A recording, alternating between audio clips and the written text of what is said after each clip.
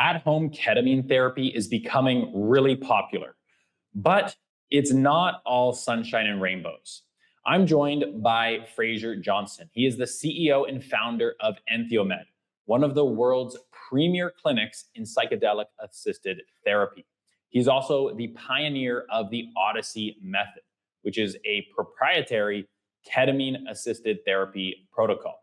So, Fraser, please explain to me, why is ketamine therapy becoming popular and why are people trying to do it at home? So, ketamine therapy is becoming popular because there's a mass amount of research and clinical trial data now, and even data from our own clinic that shows just how profound it can be for conditions like depression, anxiety, and PTSD, and really creating a crucible where people can actually experience positive change.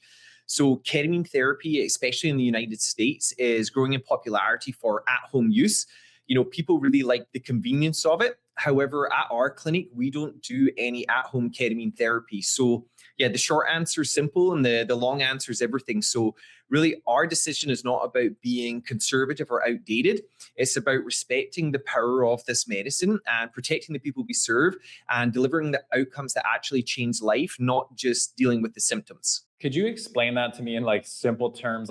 Why do you guys not provide at-home ketamine therapy, and why is doing it in a clinical situation different? So, ketamine isn't just a pill you take like an antidepressant. You take it daily and forget about it. So it's really a catalyst. So when used therapeutically, it temporarily alters our perception, which can dissolve habitual mental patterns and open up access to materials within our emotional world that we can't normally access with our conscious mind. So we call this a non-ordinary state of consciousness.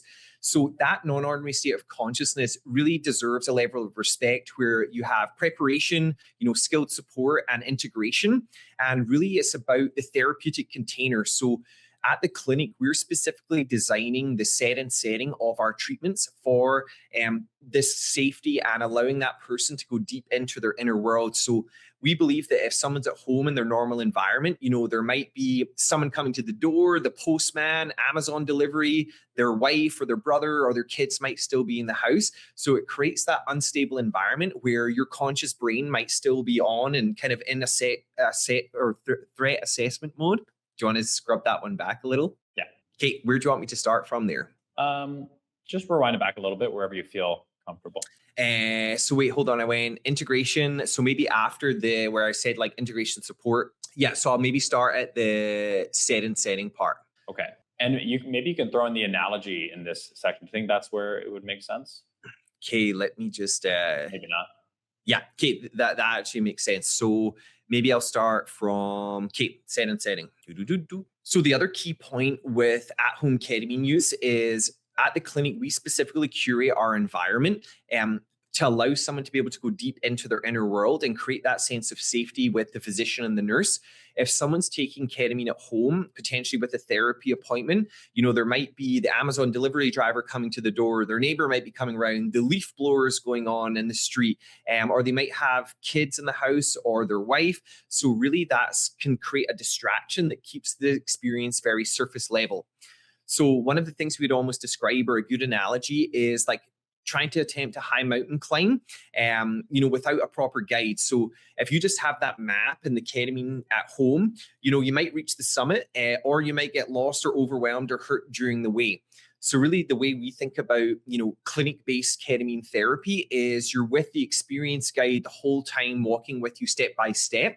And that's really what we're finding is creating, a really beneficial experience and container for that person to be able to go deep into their inner world. Yeah, that's huge. Especially I don't think most people even know how to read maps nowadays, let alone if your iPhone can't get you up to the top of the mountain, you might be in some trouble. So I think that's a great analogy, super powerful. Can you go a little bit deeper on the safety of it? Because I believe the at-home type of ketamine therapies that are available, it's a different type of ketamine. Is that right? Yeah, that's correct, Mark. So usually at-home ketamine therapy is done sublingually or intranasally. So I would almost describe that as a microdosing experience, whereas what we focus on in our clinic is the intramuscular ketamine delivery.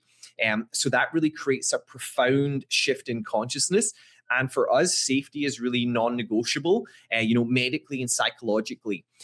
So with the intramuscular experience, creating that non-ordinary state of consciousness, we have a physician-led model where there's medical monitoring the whole time, and you're supported by trained doctors and nurses, and the experience is conducted in a controlled, calm clinical environment. So at home, some of these safeguards do disappear. So, even there is some risks with the treatment. So you might see some blood pressure spikes. And if they go unnoticed at home, that can be dangerous. You might see adverse reactions without that immediate support. And especially, ketamine can be dissociative. So if you have that dissociative experience without the right support or grounding, that's where it can become quite destabilizing. Or if someone has emotional material that's coming up, that's challenging to work through, and they're by themselves or they're just talking with a therapist on Zoom, we find that the in-person support really makes the big difference to be able to ground that person and work through that material much more effectively. Yeah, that's huge. If we were talking about set and setting, so like the environment that you're literally doing this in. When Yeah. when I hear about like a clinic, instantly my head goes to like hospital room with like big fluorescent lights. Can you explain like what is that environment at your EntheoMed clinic actually like? So beautiful question. So, set and setting are these, buzzwords you hear in the psychedelic space, but we actually believe they're a core part to the treatment. So for us, what we do at the clinic is a good way to describe it would be a comfortable living room-like environment. We have some nice artwork in there, really nice big medical grade comfy recliners that go all the way into a bed. And, we have all the proper medical monitoring equipment there too. And really nice eye shades, good quality noise canceling headphones, and a weighted blanket. So it's really creating that comfortable environment so the person feels safe and relaxed and actually do that inner work. Yeah, and I think I think it's really, if you haven't experienced a lot of psychedelic therapies yet, I don't think that point should go understated. Like that setting's huge. Like I even think about when I'm just trying to like relax and like read a book at home, I'm like nervous if my toddler's gonna come like run and like body slam on my back or my stomach. So I couldn't imagine like trying to do something like this at home at the same time. Totally, Mark. So, the way we to think about it too is, transformation doesn't happen in, the margins of a busy life.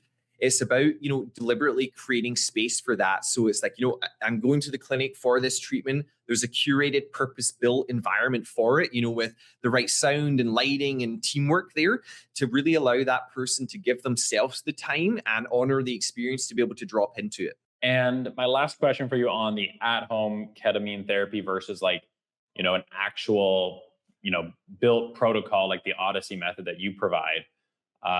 What about like the dosage, I guess? Like, is that a big difference? You mentioned it was a different like way you take it. I guess it's is nasal, was it?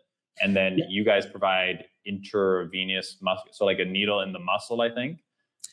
What's the dosage level differ between those two? So great question again. So when you look at intranasal or sublingual ketamine, so by the mouth or by the nose, there's a much lower bioavailability. So you're talking maybe 20 to 30%. So you might actually end up taking a lot more ketamine, but having a way milder experience. Whereas in the intramuscular dosing, we do it by milligrams per kilogram. So usually someone might start at maybe like 1 milligram per kilogram, and we can go up to like 2.5 milligrams per kilogram. So you might actually be taking less ketamine, but when it's done intramuscularly, you have like 99% bioavailability. So really going right into the muscle. So it creates that rapid onset and that large dissociative psychedelic experience. Okay, so safe to say that Fraser does not recommend the at-home ketamine therapy experiences. So if you've been interested or have certain issues that you're trying to use ketamine-assisted therapy for, then use the link down below this video and actually talk to your doctor and go through one of the doctors in the screening process that Fraser has at his clinic, EntheoMed. And be sure to subscribe to the Odyssey Method with Fraser Johnston on YouTube, and we'll see you in the next video.